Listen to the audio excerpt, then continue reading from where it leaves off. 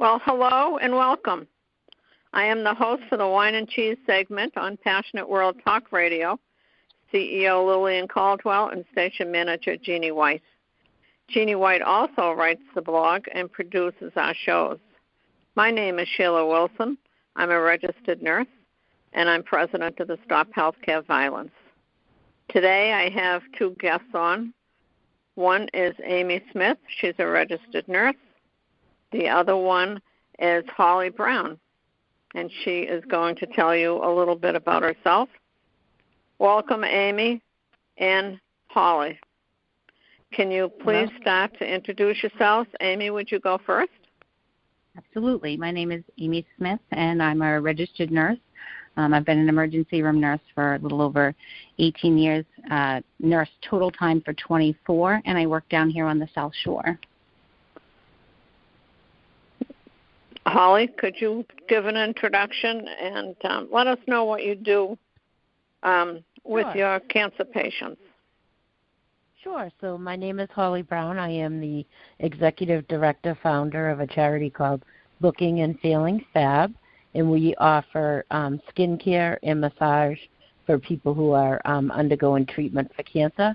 We specialize in combating skin reactions from chemotherapy, radiation, surgery, and immuno and targeted therapies.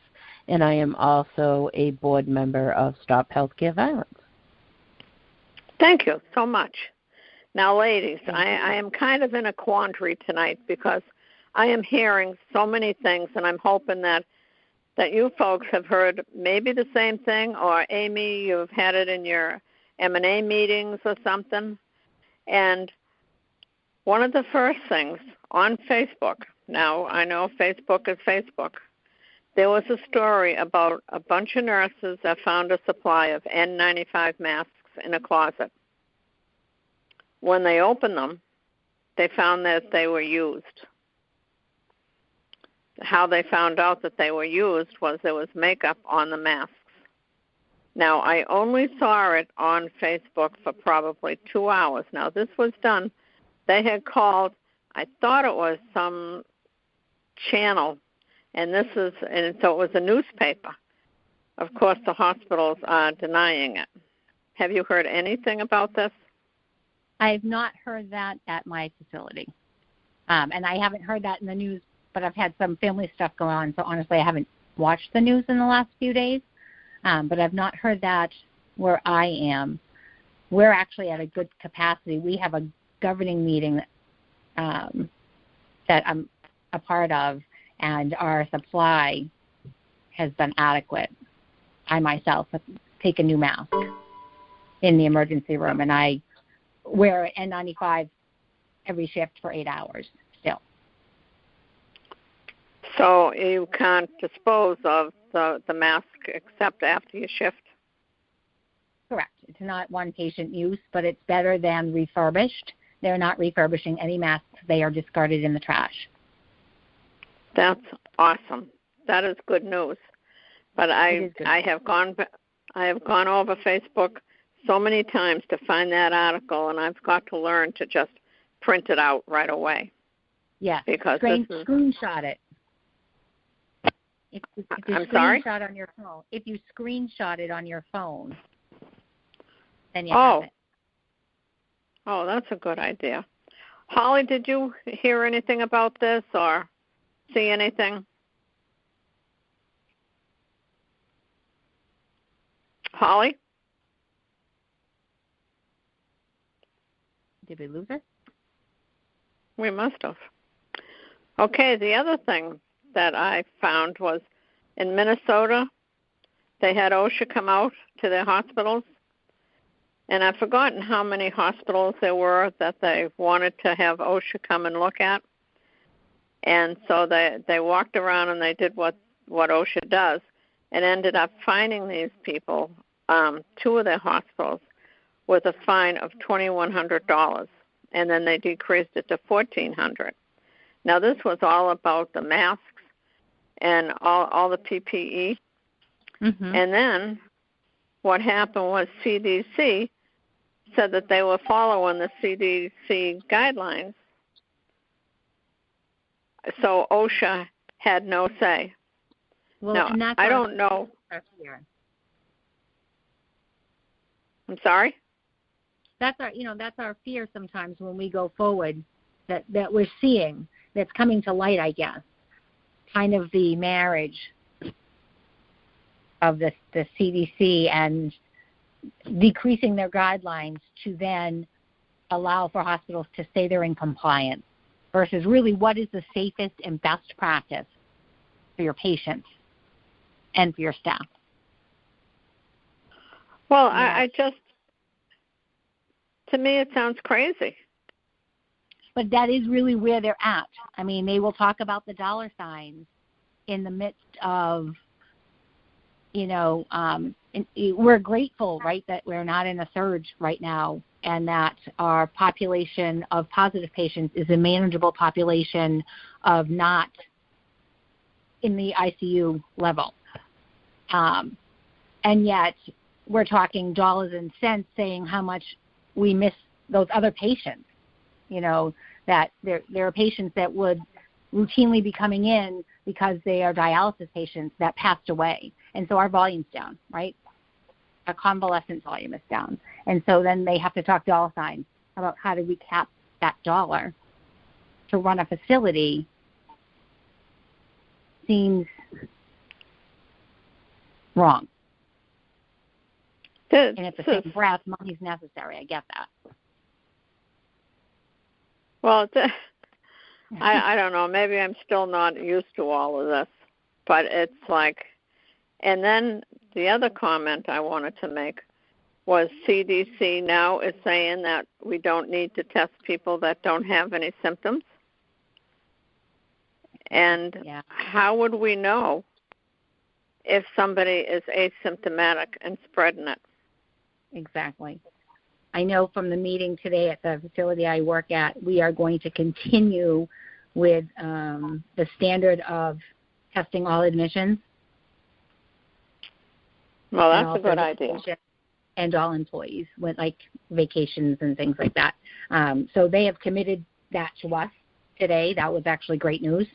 I'm hoping that for all hospitals and for all nurses. I would really implore employers to really consider their staff's family, and the lives of the patients that they serve in their communities to make sure they stay with the, they have to follow CDC guidelines, but there's nothing stopping them from doing above and beyond. Right. This is what I don't understand. And you get more information. And Liz Dalton is on vacation, so she couldn't come tonight. But it's just kind of horrifying to me that CDC is saying one thing, although this has happened throughout this whole pandemic. Correct. It's the money in healthcare. It's the scary part of healthcare. There's really, a dollar sign put on life. I don't know any other way to say it. I mean, I'm sure there's probably a better way to say it, but, it really is a money thing. I know it takes money, again, to run a facility, to care for patients. But insurance is running the show, not the doctors. And so then the doctors are limited to what they have to do or, the scans that we do that are unnecessary but that protect them from a potential, God forbid, miss. They can't go on their judgment of their own education. It's a scary place to be. Right. When the insurance company money is ruling it.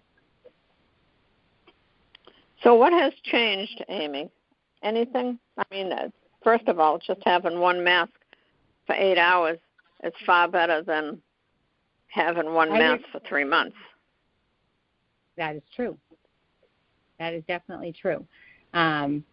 And I think now that some of our volume of masks has returned, we've been able to stockpile because the use is changed in many areas.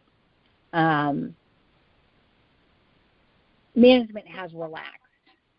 And now that we kind of know what it looked like, and there seems to be a plan, at least at my place, going forward, there's, again, a little bit more of a posture of nobody's rolling their eyes because somebody's going in for another mask. Because the sense is that we're not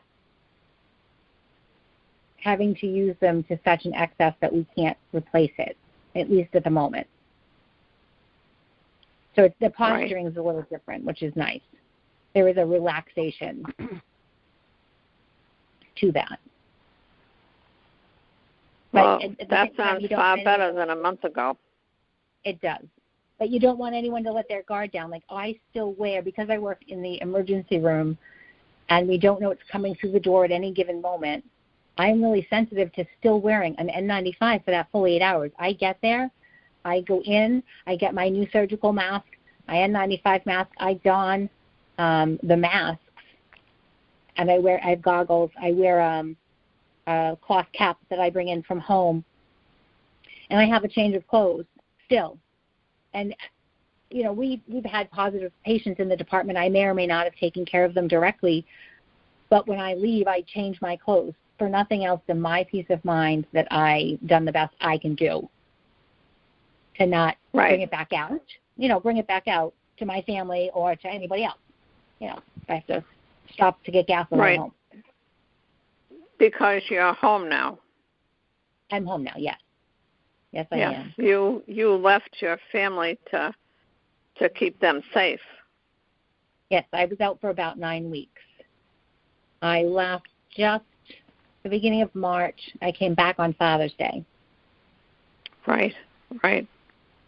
So it's a hard adjustment. I mean, just the fact that you left to protect them, and you were with a roommate.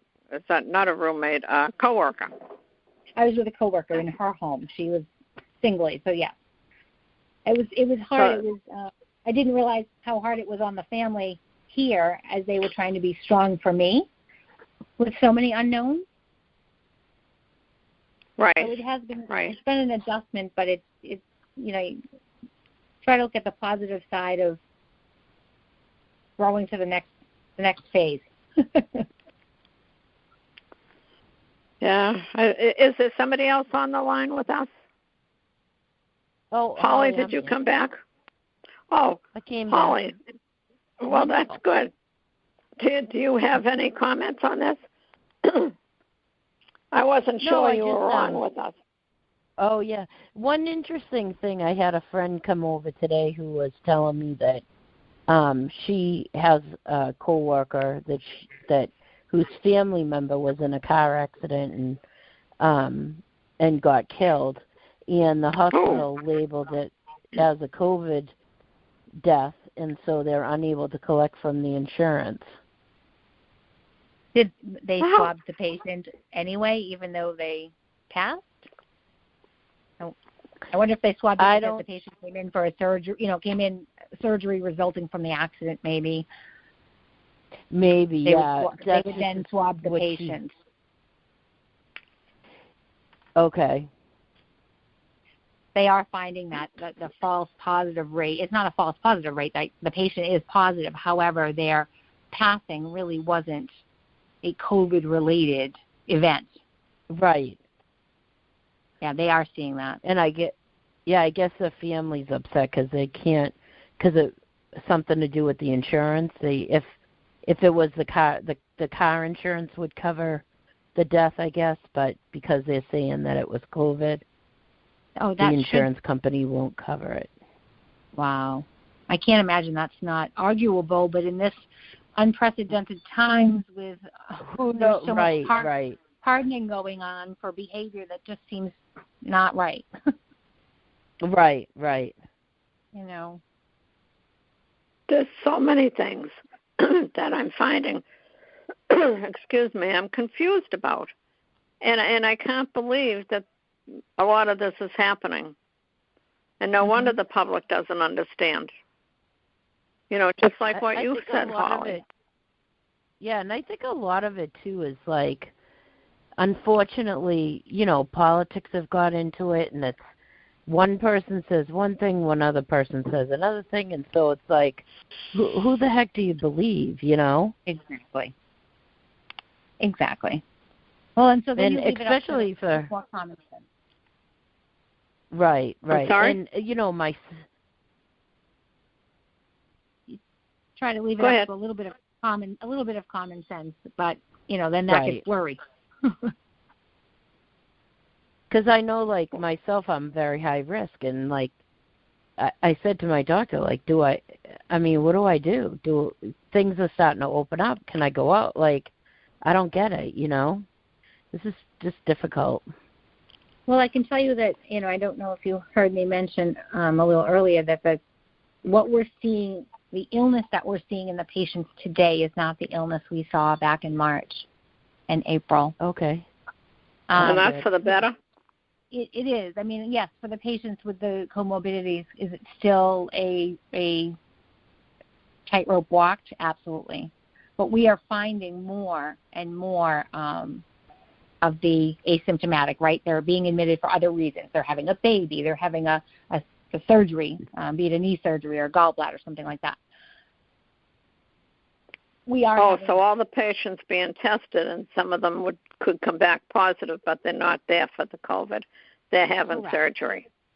Right, and we are having our fair number of, now that the country is opened a little bit, right? I've gone on vacation, and I spent time with 12 family members, and 8 of us are now positive, and now 3 of us have pneumonia. So, like, 3 out of the 8 positives are ticking up maybe a little bit worse and need care, but this is a population that's, say, mid-40s to late 50s, early 60s, and they're pretty decently healthy, or at least have cared for themselves during this time a little bit, in that they're faring okay. They're being admitted. They need some oxygen. They're not, oxygen dependent maybe, but they're not to the level of the unit that has kind of stabilized. Well, that's good news right there. They don't get intubated. You can treat them on a regular floor.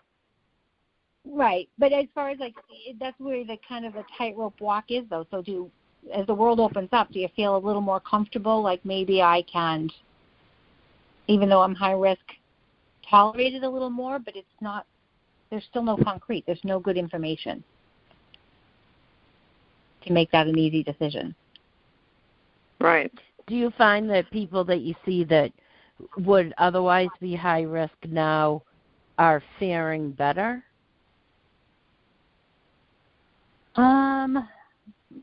Still, for our patient-based population, it's really the convalescent nursing home type patient that we're seeing come in that's really high risk. Or somebody that's really not, with a lot of comorbidities, that has really not done a great job on their own of caring for themselves. And so, with that high risk, that would be the same if they had the flu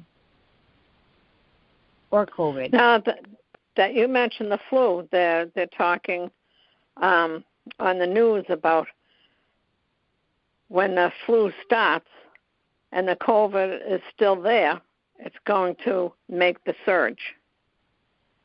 Well, ideally, and so that's going to be really hard. Another topic that we discussed, interestingly enough, the population base that would have been admitted because of a severe flu illness, taking out the children with asthma or like the bad asthmatics, that population has passed in the spring because of COVID. We lost a great population of, like, the nursing home, again, the convalescent patient. I wonder if our numbers won't be as unmanageable as we're thinking, especially where they've increased, just people's awareness. You don't go into a nursing home to visit your grandparent without washing your hands and wearing a mask. And how much of that wasn't being done prior, that's going to improve the outcomes for all of those patients. That is true. A little less sick. I believe that. Hopefully they're going to get a little less sick. So I'm hopeful for that. I'm crossing my fingers and my toes. because that was that was like the good thought for the meeting today, which was great. Well, it's just nice to hear positive stuff now instead of the way it was 2 months ago. I don't know how you girls did it, or guys. Absolutely. You know, there's nurses of male and female, and it's just tough. You know, you read about this stuff. Facility is still struggling, but it seems to be at a lull, at least for the moment. Well, that's awesome. At least when you go to work at either 7 or 11, whenever you go, you're not hit from the time you go, and you're just one big run for the rest of the night. Right. That's really hard. Holly, what else have you heard about the COVID? Not too much. I do have one question for you guys as a nurse. What are your thoughts about a vaccine? Would you take it right away, or would you wait? Personally, I think it's too early. Yeah, I agree with you. I don't think I would take the vaccine right away. I would stick with my flu vaccine, and I'm just a little bit nervous where there's been so much controversy over what they're going to use in the vaccine, what they don't want to use in the vaccine, and what's really going to be in the vaccine, and what is it going to. I'm not even sure they know the exact. I don't know if it's called a germ, the viral, the bacteria that's causing this virus, and how are you making that vaccine to stop it if you don't know what's causing it? And right. Maybe I'm wrong. Maybe they know. They haven't Go ahead. They haven't successfully cloned or made a vaccine for animals for the coronavirus, and it's been around for a long time. It's not new. It's just new in humans, or this strain is new in humans, and they weren't able to find a good vaccine for SARS or MERS, and this is a mutation of the two. So and those have been around for a bit. So I would really be hesitant that, again, enough time has passed or enough trials could have been done. When we're talking, we're not even a 12-month calendar year into it being here. Mm-hmm. Right. Now, aren't they doing, isn't there a group of people there's a drug out there, and unfortunately I don't remember the name of it, that they're testing it to see if it helps with the virus? I think there's several different studies going on, yes. I mean, and that's what needs to happen, right, in an attempt to find, and again, I'm not being a biologist, I don't really know the connection, the right formula, right. Whatever. But you also want it not just to be the right formula, you want it to be safe and effective, and I think that's the piece that I'm afraid will be missed. It's not that they won't find an effective means, but again, how safe is it once we've ingested it? Because once we put it in, the biggest thing with nurses and IVs and medications, I can't take out what I've put in. And so, you got that right. So you want to make sure. That's when your heart goes down to your toes. Exactly. So you really want to make sure diligence. Right, and what's the allergies going to be? And I mean, to get a vaccine, it's not simple. I mean, the flu vaccine that's been around for a long, long time, it kind of, there's like 4 different ingredients or 4 different strains they're using, and sometimes it doesn't work at all. Right, exactly. And that's what I think if I wasn't aware of what goes on and how they have to study it and all that, I might jump right in and get a vaccine because I'm afraid. I don't want to get this virus. See, that's how I feel. I feel like, just give it to me. Yeah. Well, see, that's you're not in the medical field. Because I feel like it'll give me peace of mind. Yeah. Right. And well, I think that's such a personal decision. It's such a personal decision.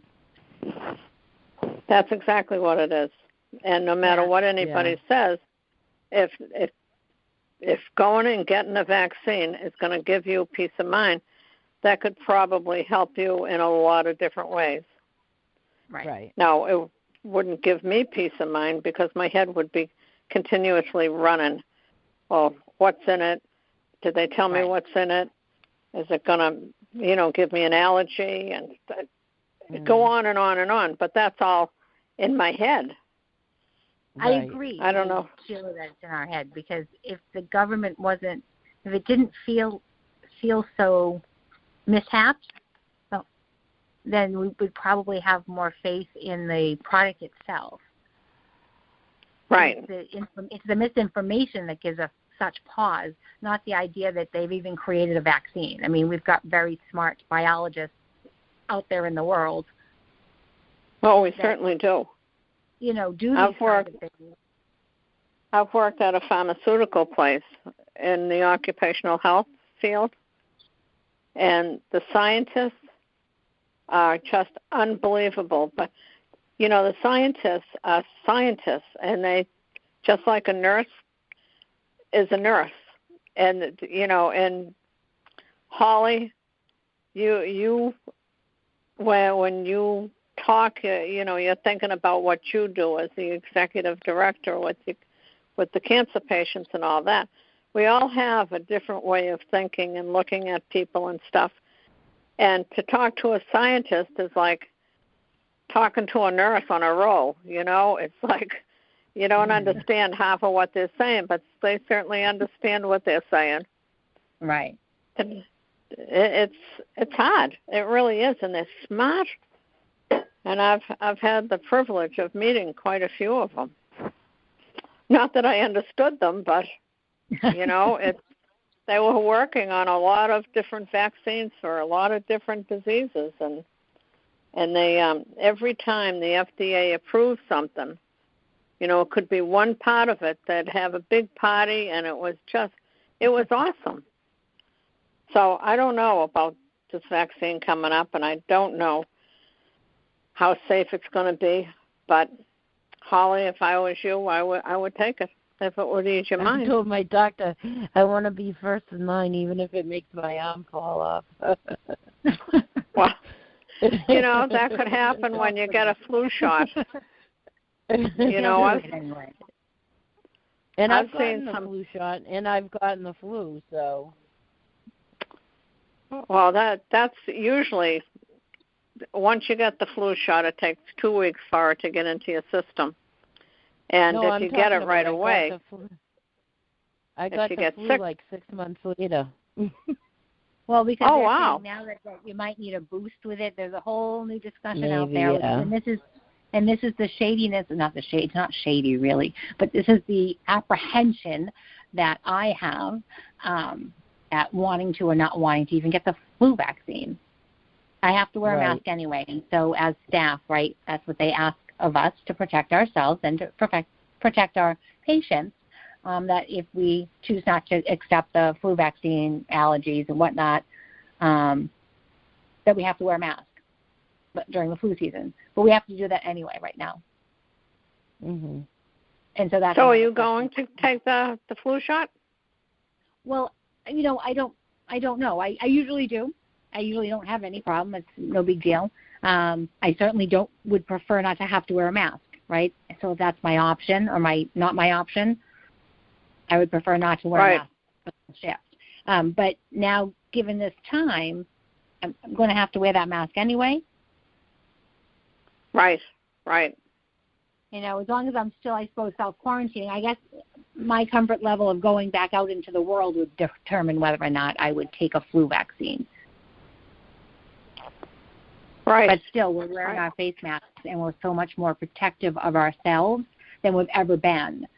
So in theory, it should be less if people are doing what they're supposed to be doing, even at a minimum. So even if social distancing isn't perfect, but the hand washing is 10 times better, then we should see at least a decrease a little bit, in theory. Right.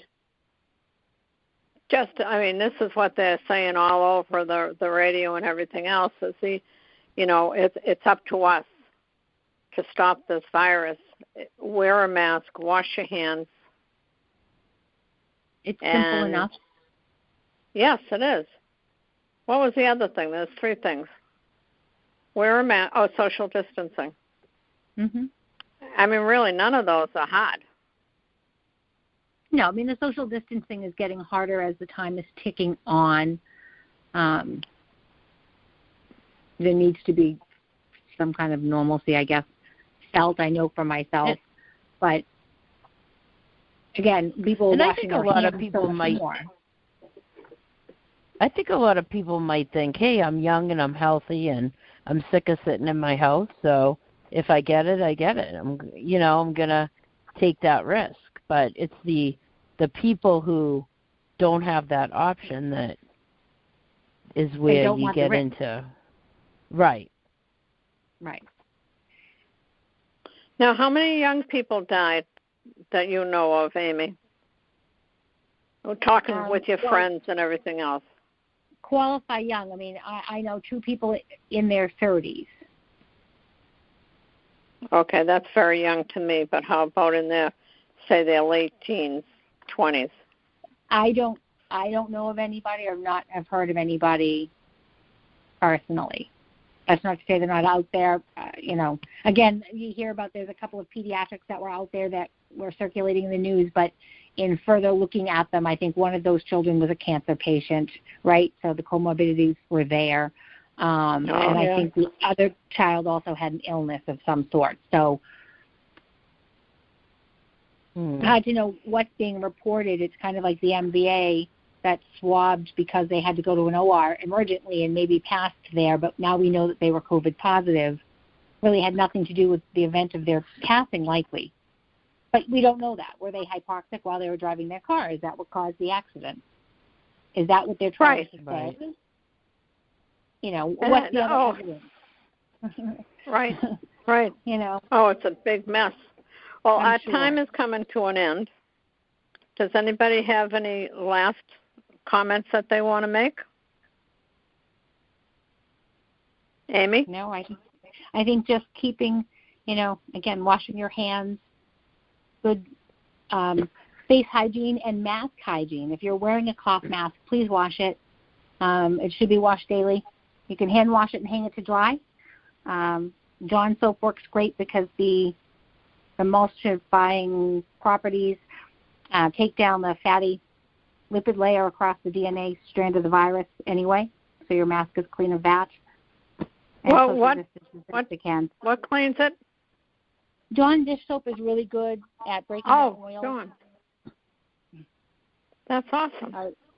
Some kind of soap like that. But you can hand wash your mask. So I think people are getting sick themselves, making themselves sick because they're breathing or sneezing in their masks, and then they're getting strep throats because they're breathing in their cloth masks. Right. Sneezing in their mask, coughing in their mask. Right. So just a reminder that if you wear a cloth mask, to wash it. Right. Holly, you have any last words of wisdom? No, just hope that everybody kind of follows what they're supposed to be doing, and hopefully we'll get out of this crazy time soon. Yeah, this isn't the only thing that's crazy either that's going on in the world. Well, I will thank both of you, Holly Brown and Amy Smith, and I will thank Lillian Caldwell and Jeannie White for allowing us to use the time on Passionate Talk Radio. And so I'll say good night to both of you. Thank you. Good night. Thank you. Thank you.